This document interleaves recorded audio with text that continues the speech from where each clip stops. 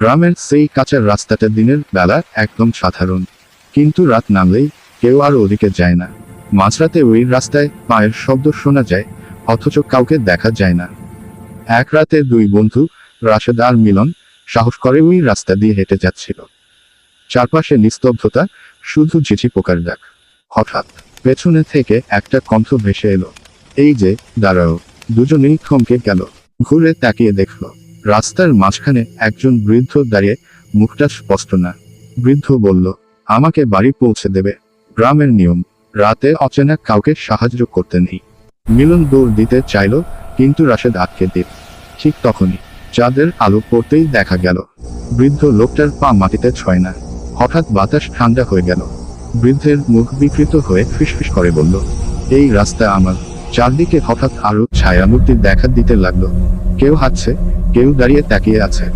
রাশেদ চোখ বন্ধ করে জোরে আয়াত পড়তে শুরু করলো। এক বিকট চিৎকার, সবকিছু অন্ধকার।